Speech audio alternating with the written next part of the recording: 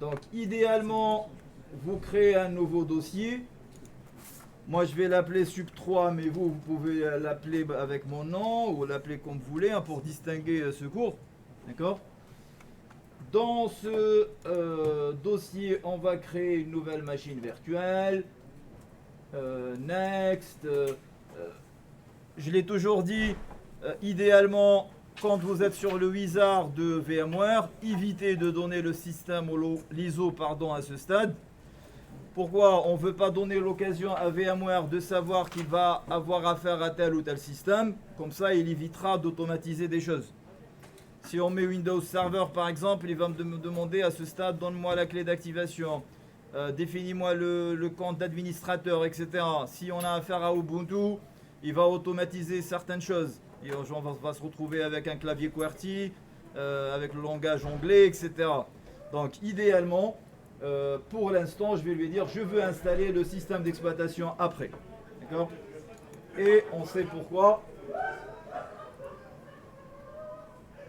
C'est pour éviter que l'hyperviseur, VMware, Workstation, automatise des choses. Donc c'est une Linux, c'est une Debian normalement 11, mais moi mon VMware n'est pas à jour, mais ça reste le même noyau, hein. Donc 10 ou 11, la 10 c'est la booster, la 11 c'est Bullseye. Next. Notre machine, comme son nom l'indique dans notre contexte, c'est RTR Firewall. Next. Bon, on laisse 20 Go, c'est largement suffisant pour nous. Ça ne va pas être une graphical install, hein, donc on va avoir juste le mode console. De toute façon, c'est gigabytes, donc gigaoctets, et c'est dynamiquement alloué, donc ça ne prend pas 20 gigaoctets dès le départ. Ça prendra donc l'espace nécessaire, et ça pourra évoluer jusqu'à 20 Go. Donc next, et finish. On va dans les paramètres de la machine, bien sûr. C'est comme si on a une machine vierge, vide, juste la partie matérielle. Le lecteur CD-DVD de cette machine pour aller insérer l'ISO file qui va nous permettre d'installer le système d'exploitation que moi j'ai dans téléchargement normalement. Et bien sûr, vous le téléchargez depuis le site officiel. On ne va pas le télécharger n'importe où. Si on veut télécharger, bien sûr, notre Debian, si on ne l'a pas, pour ceux qui ont oublié, debian.org. Et c'est au niveau de la page d'accueil qu'on télécharge, la dernière version. Bien. Alors, par défaut, quand on crée notre VM, sa carte réseau, elle n'en a qu'une seule et elle est avec le mode d'accès NAT. Je fais un rappel sur ça? NAT, Bridged et accès en segment LAN.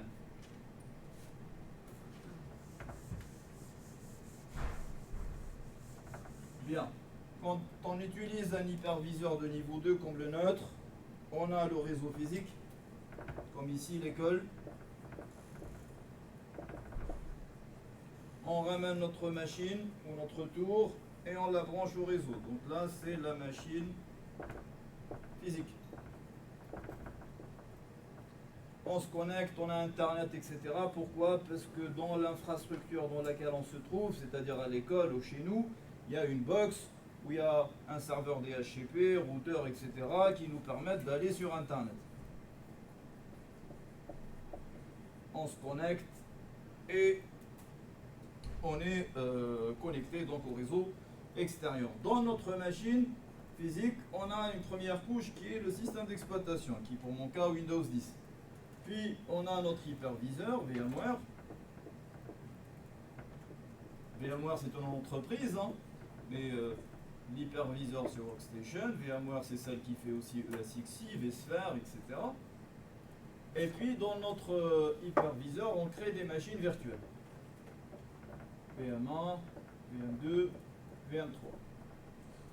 Et quand on crée une machine virtuelle, par défaut, sa carte ou son network adapter est en NAT. On le voit ici. La carte réseau, elle est en NAT, en Network Address Translation, translation d'adresse. C'est quoi cette notion de translation d'adresse?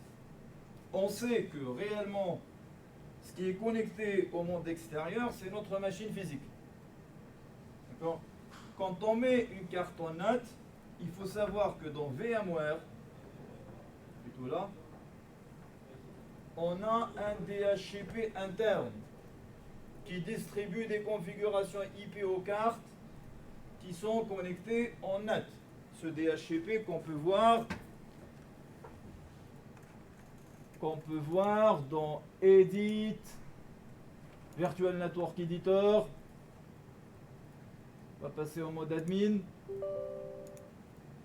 Et puis, si on sélectionne la carte NAT, on voit ici qu'il est dit utiliser le DHCP local pour distribuer les adresses IP au VM.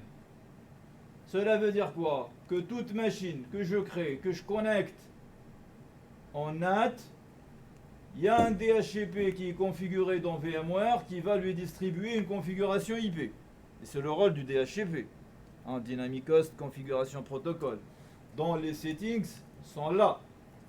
Le pool d'adresses, l'adresse début, l'adresse fin, la durée du bail, etc. Et on sait aussi que quand on crée, ou quand on installe, VMware, ce dernier génère des interfaces virtuelles, les VMNet, qui vont faire le pont entre les cartes qui sont en NAT sur mes machines virtuelles et la machine physique. Oh. Les cartes qui se créent ici, la VMNet 1 et la VMNet 8, qu'on peut voir aussi quand on fait ipconfig/all. C'est ces cartes-là qui vont jouer le rôle de relais, si vous voulez, ou d'interface entre mes VM et ma machine physique. Donc une carte en NAT va se voir en général, sauf si on la met en statique, attribuer une configuration IP de la part du DHCP de VMware, et puis elle aura accès au monde extérieur en passant par la VMNet qui se trouve dans la machine physique. Toutes les machines qui sont en NAT peuvent se joindre entre elles, et ma machine physique aussi, du fait qu'elle a la carte virtuelle VMNet, pourra la joindre. C'est-à-dire, une machine qui est en NAT n'est joignable qu'à partir de ma machine physique et à partir d'une autre machine qui est en NAT. D'accord? Le cas segment LAN. Segment LAN, c'est simple. C'est comme un commutateur virtuel, on va dire. Si on veut mettre une interface réseau dans un segment LAN, c'est comme si qu'on ramène un commutateur virtuel et qu'on la branche dans ce segment LAN. Et le segment LAN, en général, on lui donne un nom. On peut l'appeler LAN ou DMZ dans notre cas, ou peu importe. Et donc, toutes les machines appartenant au même segment LAN peuvent parler entre elles si elles sont bien configurées, logiquement, bien sûr, en termes d'adressage IP. Il ne suffit pas de brancher uniquement. D'accord? Il suffit de configurer. Cette notion de segment LAN qu'on retrouve ici. Donc, la carte réseau, je peux la mettre en LAN segment. Je peux créer autant de commutateurs virtuels que je veux. Je peux l'appeler commutateur 1, etc. Donc on imagine, c'est comme si on ramenait un commutateur, j'ai dit un switch. Reste ce qu'on utilise aussi, le bridged, ou l'accès par pont, avec cette histoire Replicate Physical Network Connection State. Quand on met une carte en bridged, on lui demande de se connecter directement au réseau physique. C'est-à-dire, si je mets ma carte en bridged, elle va se comporter comme une machine physique. Elle aura une adresse appartenant au réseau physique, elle sera joignable depuis n'importe quelle machine connectée au réseau, depuis ma machine, depuis la machine d'un camarade, etc. Et puis, elle aura accès bien sûr au monde extérieur. Et dans ce cas, c'est le DHCP de l'école qui lui donnera une configuration IP. Donc bridged, c'est comme une machine physique en réalité. On la branche directement dans le réseau physique. On appelle ça l'accès par pont aussi. Bien. Donc, Le NAT, on peut le voir comme une partage de connexion aussi, avec la machine physique. Un partage de coût avec la machine physique. Le Bridget, c'est comme si j'ai réellement une machine physique. Elle se connecte au réseau physique de l'infrastructure. Bien, je laisse la carte en NAT, très important, pour rappel, quand on installe une machine Linux, d'avoir Internet. Pourquoi? Parce que cette machine, au moment de son installation, quelle que soit la distribution, sous Linux, elle va contacter les dépôts. Les dépôts, c'est les serveurs qui se trouvent un petit peu partout dans le monde, depuis lesquels on télécharge les mises à jour et on installe des paquets. Si elle n'a pas Internet, elle ne pourra pas les contacter pendant l'installation et donc elle ne pourra pas remplir un fichier système spécial, par exemple sous Debian, etc apt sources.list, dans lequel elle est censée renseigner les dépôts. D'accord? Donc très important d'avoir Internet au moment de l'installation d'une machine Linux pour qu'elle puisse remplir le fichier des dépôts et pour qu'elle puisse travailler plus tard quand on lui fait des demandes d'installation de choses, de mise à jour, etc. Sinon, des fois on tape la commande, on ne fait pas d'erreur, on relit, on a Internet et le paquet est introuvable. Pourquoi le paquet est introuvable? Parce que malgré que j'ai Internet, je ping à l'extérieur, malgré que j'ai vérifié le nom du paquet, par rapport à la distribution, tout va bien, etc. Le paquet est introuvable parce que la machine ne connaît pas les dépôts. Parce qu'au moment de l'installation, je l'ai installé sans Internet. Et donc, elle n'a pas pu remplir le fichier des dépôts. Bien. Donc, je laisse Internet, plus specified là. Non, donc là, on avait dit on NAT, pardon. L'histoire de Replicate Physical Network Connection State, cela veut dire que quand je change de réseau concernant ma machine physique, la VM elle suit aussi. Des fois on travaille en filaire et après on passe en sans fil, ou je me déplace dans les salles, je pars sur un autre VLAN, etc. Elle ne reste pas sur l'ancien réseau, il faut qu'elle change aussi. D'accord? Ça on l'active en général quand on bouge ou quand on change de réseau, etc. Bien, on a mis l'ISO ou pas? Si. Sur le choisi. Ouais. Ok. C'est parti. Installation classique, rapide, pas de graphical install. Toujours en mode console, sauf si on a besoin d'un client à un certain moment. Donc install tout simplement. Par défaut, le système crée l'utilisateur root. On n'a pas à le créer. Donc bien sûr, français. L'utilisateur se crée par défaut. Il y en a qui oublient, qui essayent de créer l'utilisateur root. On ne le crée pas. On donne des mots de passe simples, s'il vous plaît. On n'active pas, on n'utilise pas des mots de passe avec le clavier numérique. Des fois, vous ne savez pas, il n'est pas activé. Les caractères spéciaux, on évite. On n'est pas en production. On est en apprentissage.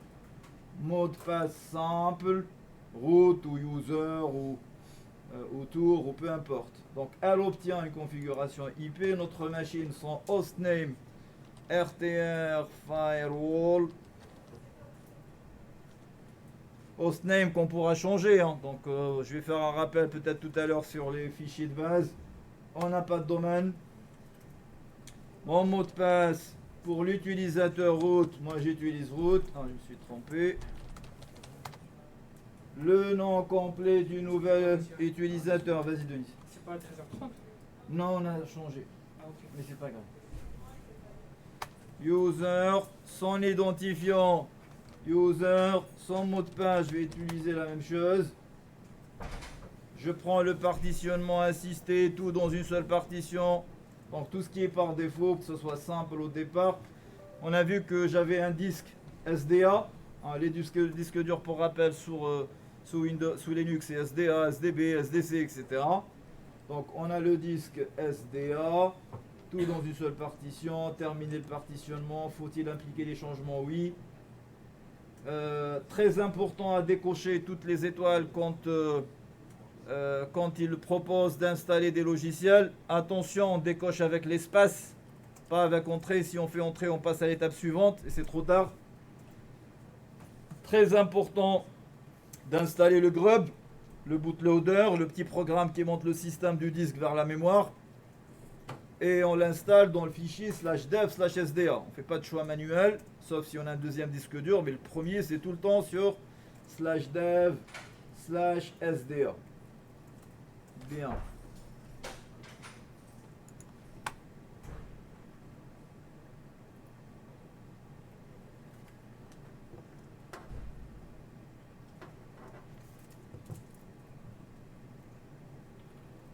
Installation du système de base.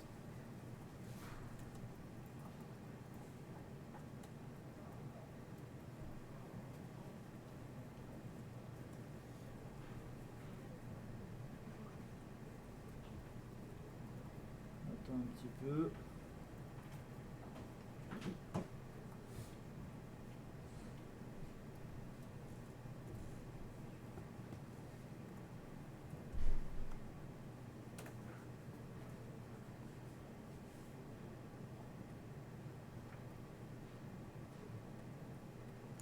Alors, faut-il analyser un autre support? Non. Choix du miroir. Donc, on va prendre les dépôts qui sont en France. Il y en a un petit peu partout. Dans les universités de Strasbourg, Picardie, etc. En Lorraine. On va prendre les dépôts racines. Ce qui est proposé par défaut. deb.debian.org. Il nous demande si on a affaire à un mandateur HTTP, c'est-à-dire un proxy. Non, cette machine ne passera pas par un mandateur HTTP pour aller ailleurs. On n'est pas dans ce contexte. Donc je fais entrer, pas de proxy dans l'histoire. Bien. Le proxy, on le met en place pour rappel pour contrôler le trafic. Entrant, sortant, traversant. Entrant le input, le sortant le output, le trafic traversant le forward. Choix des logiciels, on va tout enlever. Comme je l'ai dit, avec l'étoile, avec l'espace, pardon.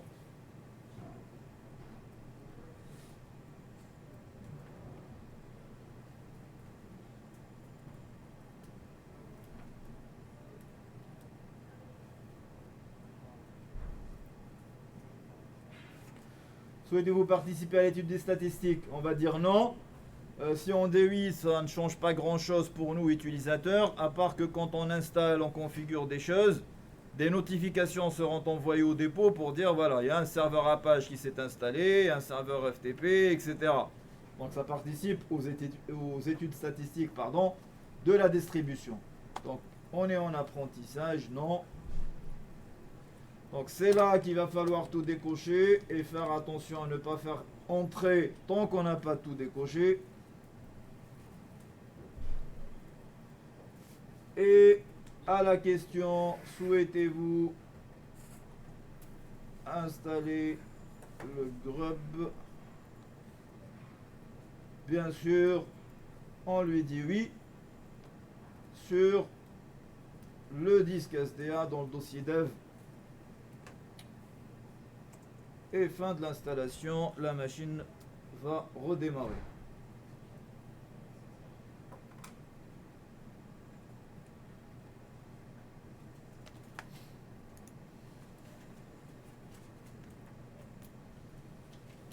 Donc, au niveau de cette machine, on a besoin de 3 interfaces réseau.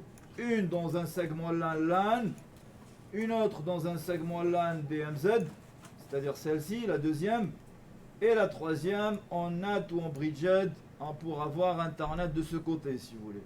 Et pour qu'elle puisse parler avec notre machine physique. Alors, je continue, elle redémarre.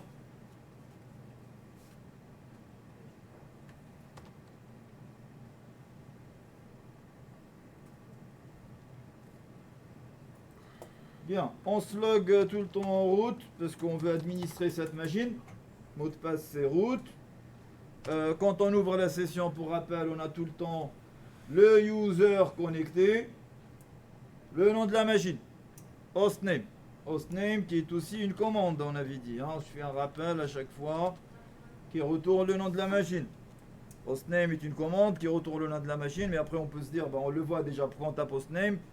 Des fois, on utilise des commandes pour faire du scripting. Dans des fichiers bash, etc. On fait appel à des commandes. D'accord? Hostname qui est un fichier aussi. Qui stocke le nom de la machine. C'est-à-dire demain, si je veux changer le nom de ma machine, pour rappel, hostname. Je change le nom ici, j'enregistre et je redémarre. Si je veux qu'elle change de nom. CTRL X. Des fois, on a des services qui doivent parler avec, entre eux à l'aide des hostnames. Donc des fois, on est obligé de respecter les noms spécifiques, ou de toute façon, même s'ils ne se parlent pas avec les noms, si on a une topologie bien spécifique en entreprise, si je dis à mon collègue, tu vas travailler sur la machine Galactica, il faut qu'elle s'appelle Galactica. Donc son hostname, c'est notre serveur de messagerie, ou je ne sais pas moi. Donc le nom doit être géré correctement. Le fichier des dépôts, je vous ai parlé tout à l'heure de ce fichier etc apt aptitude sources.list, c'est celui-ci. On dit tout le temps, il comporte 3 voies, 2 lignes, 3 blocs de 2. Si on n'avait pas internet, on va se retrouver avec quelque chose qui ressemble uniquement à la partie supérieure, c'est-à-dire on aura uniquement ces deux-là qui sont mis par défaut. Et on n'aura pas donc les mises à jour pour télécharger les paquets et les mises à jour de sécurité. Donc il n'y aura que ça. Et après, on est obligé de taper ça à la main. On fait attention à ne pas faire des erreurs, etc. Donc fichier des dépôts, très très important. De toute façon, si on fait une commande qui permet par exemple de mettre à jour la machine, on va voir qu'est-ce qu'elle fait. Elle contacte les 3 dépôts. D'accord ? Si on demande d'installer quelque chose, elle va contacter les 3 dépôts. Donc là, s'il n'y a pas les dépôts correctement, elle ne pourra pas donc télécharger les mises à jour, installer des paquets, etc. Bien. Clear. Je fais un rappel sur des éléments fondamentaux. On aura besoin de ça. Gestion des utilisateurs et des groupes sous Linux. Alors, Linux est un système multi-utilisateur, on dit. C'est-à-dire plusieurs utilisateurs peuvent ouvrir simultanément plusieurs terminaux. Il y en a un qui configure quelque chose, l'autre il est en train de jouer sur autre chose, etc. Les terminaux, je peux lancer par exemple mon mise à jour ici, comme tout à l'heure. Peut-être j'ai une grosse mise à jour, et j'ouvre un deuxième terminal, Alt F2, Titi 2, pour aller configurer ma carte réseau, je laisse compiler de l'autre côté, etc. Terminal 3, 4, 5, 6, etc. On revient au premier, c'est Alt F1. D'accord ?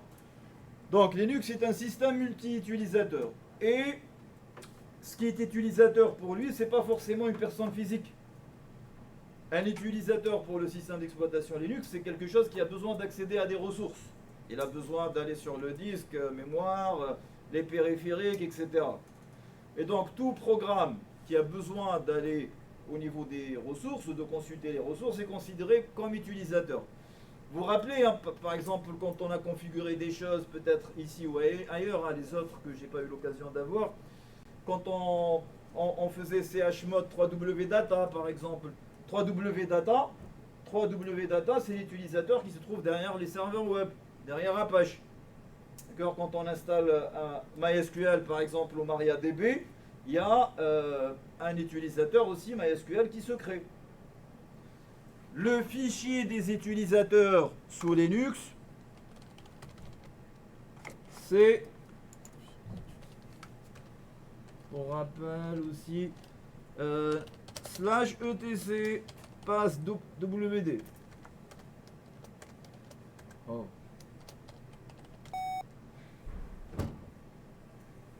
/etc /passe WD.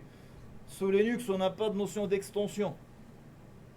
Donc il n'y a pas .txt, etc. On peut l'avoir, l'extension. On peut créer des fichiers avec des extensions, mais le système, lui, n'exploite pas ces extensions.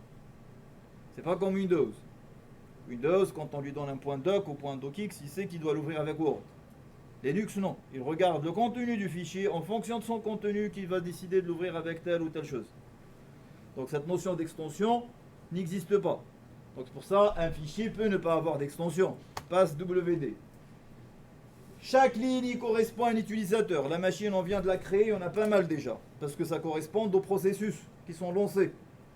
On a l'utilisateur, le premier créé, c'est l'utilisateur root. Et à un certain moment, avant l'utilisateur systemd, on voit l'utilisateur qu'on crée aussi au niveau de la machine, quand on l'installe. Le user, moi j'ai mis. Chaque ligne est un utilisateur et chaque ligne comporte 7 éléments séparés par des doubles points.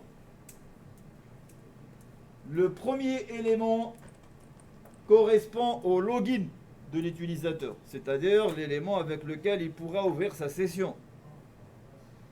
Le deuxième élément, depuis des années et les dernières versions, c'est un X. Avant, c'était le mot de passe. Mais les mots de passe ont été migrés vers un autre fichier, je vais vous expliquer pourquoi, le fichier Shadow. Le troisième élément, c'est le UID, on dit. L'identifiant de l'utilisateur. UID, User Identifiant, si vous voulez. Chaque utilisateur possède un UID. Je vais le mettre ici. Donc là, on a le login. Je vais pas l'enregistrer après. Puis on a le password. Puis on a le UID. Puis on a le JID, l'identifiant du groupe auquel il appartient l'utilisateur. D'accord? JID, pardon. Qu'est-ce que c'est? JID. Puis on a des commentaires éventuellement si on veut en mettre, qui peuvent être séparés par des virgules. On peut écrire des explications. Cet utilisateur c'est tel, il travaille au service comptabilité, etc. par exemple. Puis on a le dossier maison ou le dossier home de l'utilisateur. Oui. Ouais. Et puis le shell de l'utilisateur. 1, 2, 3, 4, 5, 6, 7. Chaque ligne comporte 7 éléments. D'accord? Le shell par défaut de nos utilisateurs, c'est le bash. On voit tout le temps, le root il a le bash, et le user en bas, il a comme shell aussi bash. Le shell c'est quoi? C'est le petit programme. On dit le shell est un interpréteur de commandes. C'est-à-dire c'est le petit programme qui m'attend. Moi je lui donne des commandes et lui il interprète, il m'envoie le résultat. D'accord? Il y en a qui disent c'est le terminal aussi. Mais c'est ce qui se trouve derrière ce terminal qu'on a. C'est le programme qui reste en attente de recevoir une commande pour pouvoir l'interpréter et envoyer le résultat. C'est ça le shell. Et il y a plusieurs shells. D'accord? Il y a le SH, ZSH, par défaut on a le bash. D'accord? Bien. Ce fichier est accessible en lecture par tous les utilisateurs. Tout le monde peut lire ce fichier. Pourquoi? Parce qu'ils ont des fois besoin d'aller chercher le numéro de l'utilisateur. Ils ont besoin de connaître, Apache a besoin de connaître son document route par exemple. Il doit connaître c'est quoi son dossier maison, etc. C'est une obligation pour le bon fonctionnement du système. Ce fichier est accessible en lecture par tous. Ce qui posait un problème de sécurité avant. Parce que si les mots de passe étaient toujours là, même s'ils sont hachés, ça peut poser des problèmes de sécurité. Le mot de passe, même haché, on n'est pas censé le voir. C'est la raison pour laquelle que sur les dernières versions, les mots de passe ont été migrés dans un autre fichier. Je peux fermer ça? No. Je vais vous montrer juste que ce fichier est en lecture pour tout le monde. Je fais un rappel sur ça? Oui. RW-R-R-R.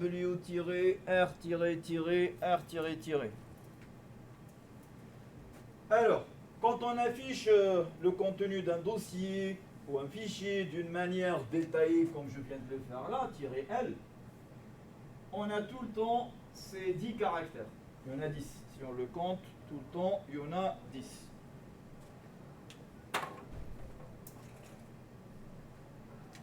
Je vais ouvrir beaucoup de parenthèses dans ce cas, mais c'est pas grave. On prend en autre temps.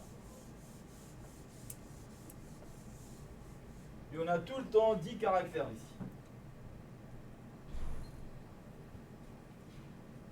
Et pour pouvoir les interpréter déjà, il faut les partager de cette manière. Donc il faut lire le premier caractère tout seul. puis les lire 3 par 3. Je vais vous dire pourquoi. Donc 1 plus 9, ça fait 10. C'est ça?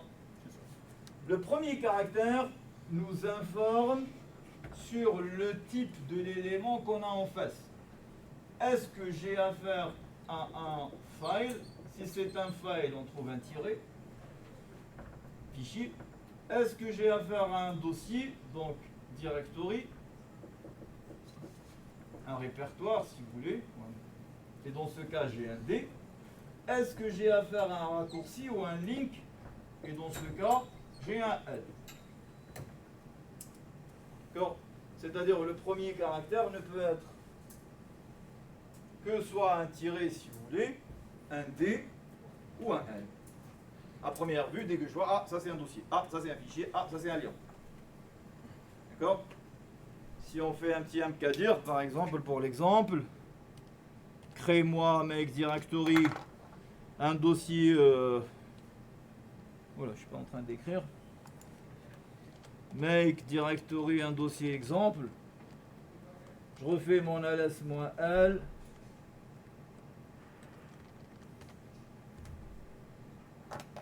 là cette fois-ci pour exemple il m'écrit que c'est un D. D'accord? Donc soit tiré, soit D, soit L. Puis on a 3 blocs de 3. La première position, soit elle contient un R ou rien du tout, la deuxième soit un W ou rien du tout, la troisième soit un X, soit un tiré si vous voulez. Parce que les droits en informatique on les connaît. Le droit de lecture, le read, dont le symbole c'est R. Le droit d'écriture,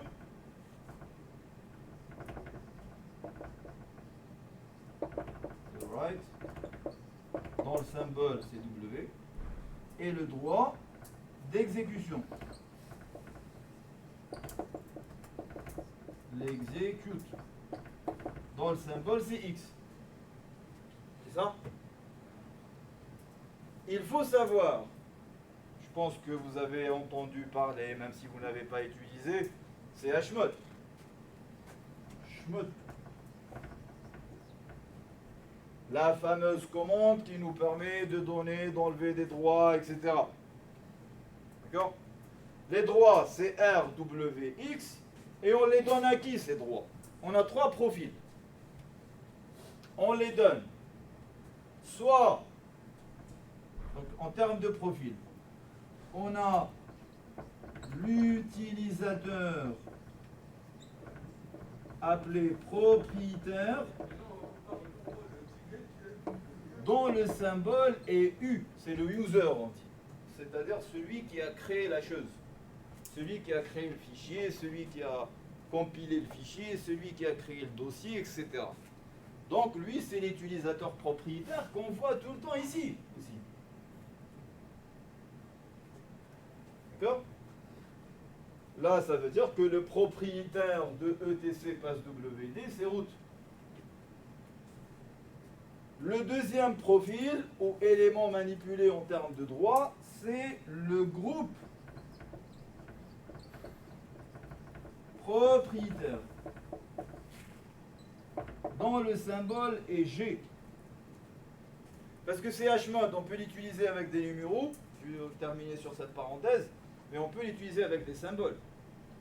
Je peux écrire chmod, ok, change-moi le droit, chmod, le user, tu lui rajoutes le W.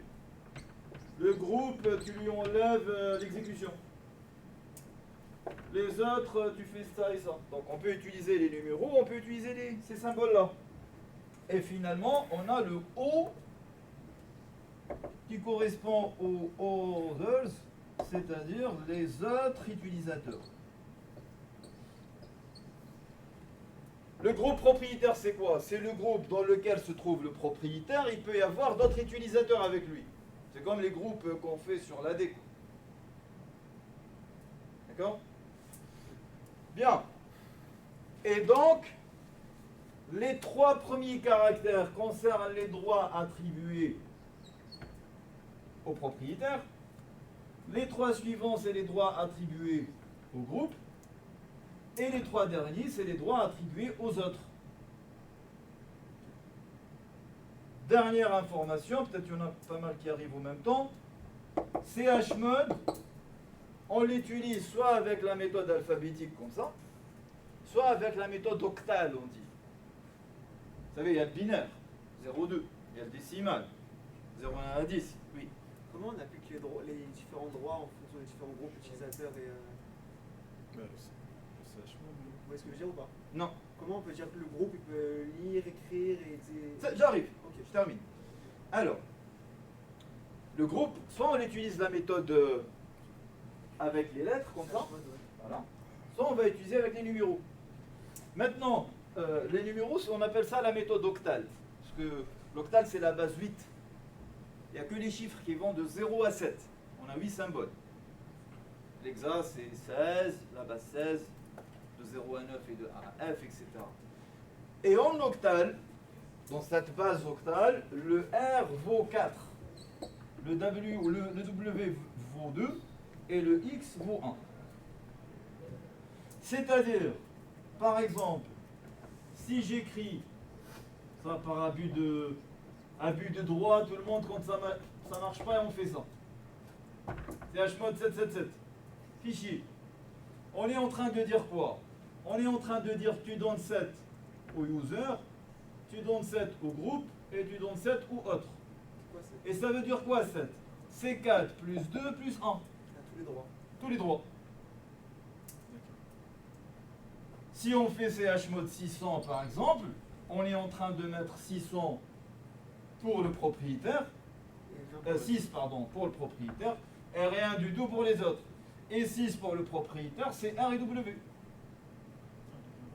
Lire et écrire. D'accord? Alors, et donc, ce qui explique ce que je disais tout à l'heure, que ce fichier etc par W. Vous pouvez me donner sa valeur en octal, ça?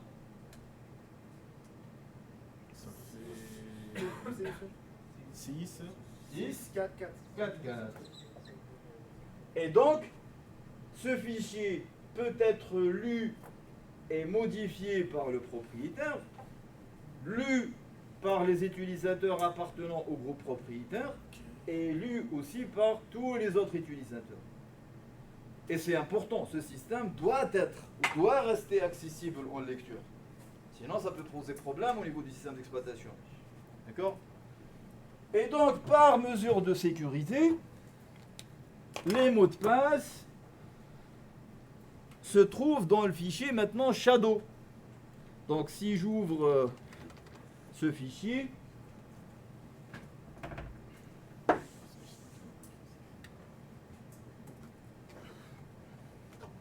je fais mon petit nano /etc shadow. Les mots de passe sont là. Donc on n'a que le mot de passe du root. Et moi j'ai mis le même mot de passe pour le user aussi. On voit que c'est la même chose en comparant. Donc c'est haché en MD5. Et ce fichier n'est pas accessible par tous par contre. Si je sors de là et je fais clear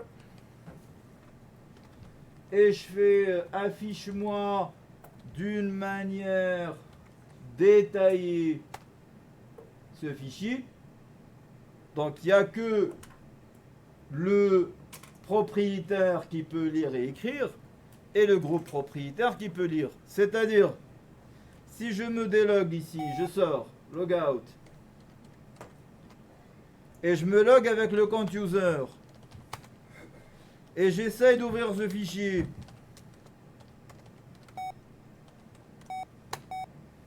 permission non accordée.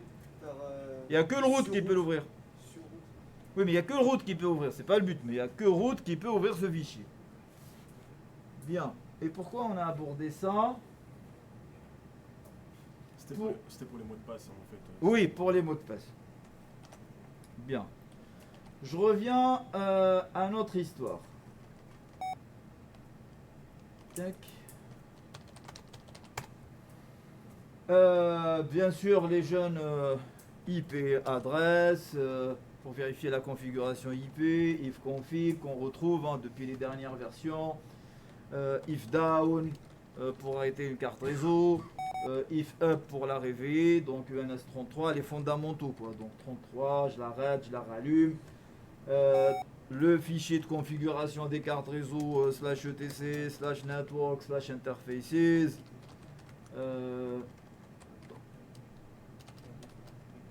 Donc les éléments de base. D'accord? Bien. J'ouvre des parenthèses à chaque fois. Je me dis peut-être vous avez oublié, ou il y en a qui n'ont pas fait beaucoup de Linux l'année dernière, avec le confinement, etc. Et ces éléments des bases là, vous allez aussi nous fournir ou c'est juste pour... C'est comme ça, direct. D'accord. Ça sort... Ok, d'accord. Non mais je peux vous donner de la documentation. marche. Si je sens Merci.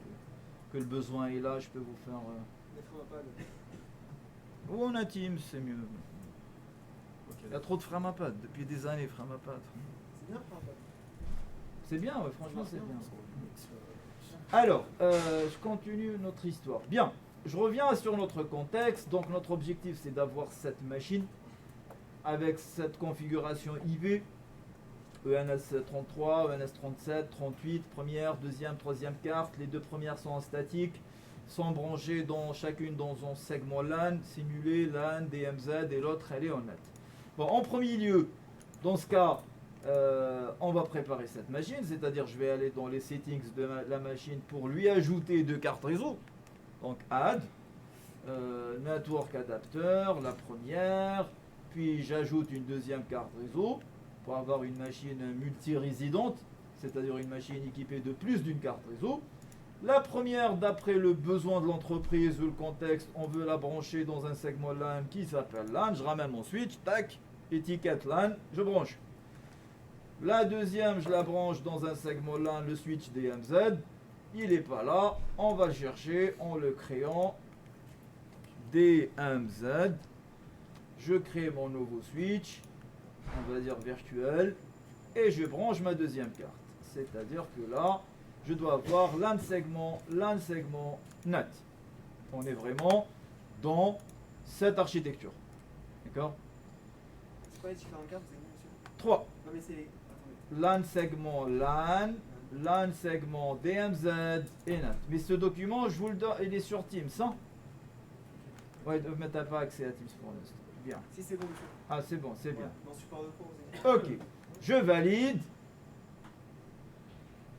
dans TP, dans je crois travaux pratiques, quelque chose comme ça. Je valide, je vérifie à l'aide de ifconfig, je fais exprès ifconfig, je vois que j'ai qu'une seule carte, parce qu'il n'y a qu'une seule carte qui est montée. Ifconfig -A me permet d'afficher toutes les cartes, configurées ou pas, ou montées ou pas. C'est bon? Très important de vérifier le nombre de nos interfaces, ENS37, ENS38, et on s'attaque à la configuration. Donc, la première, on veut qu'elle soit en réseau 10, la deuxième en réseau 20. Deux réseaux logiques différents. D'accord? On a le masque /24 en notation CDR. Nano /ETC /network /interfaces. Merci la tabulation. On tabule. Hein? On ne saisit pas tout. Plus rapide, on évite de faire des erreurs, etc. Remarque importante, un fichier de configuration sous Linux n'est jamais vide. Si j'ouvre un fichier, je trouve qu'il est vide, ça veut dire que je ne suis pas sur le bon. Il y a au moins des commentaires, quel que soit le service qu'on veut configurer. D'accord? Donc ENS33, on va la mettre en statique. Adresse Legend 2D. Hein? On n'oublie pas, 2D. C'était point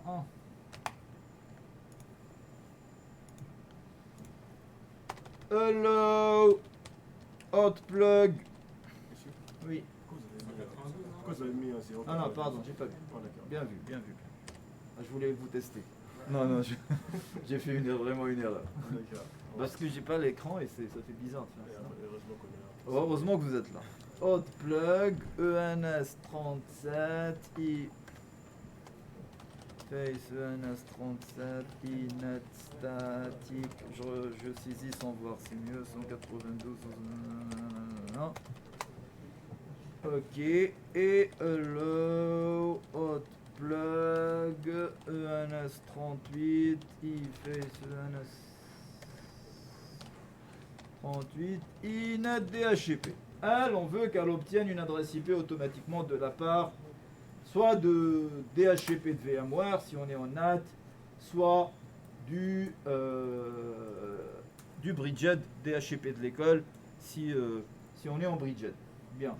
Je relis tranquillement.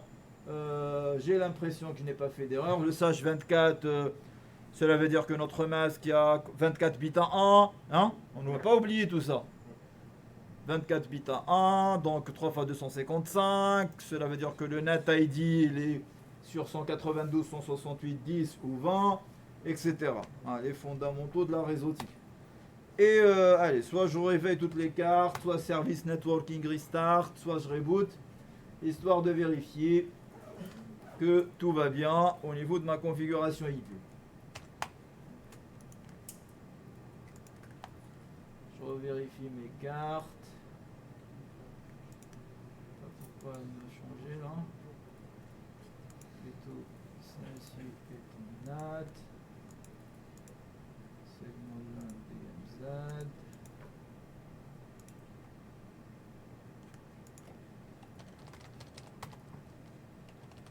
Config. Et les segments qui ont été inversés, je vais juste restarter la 38.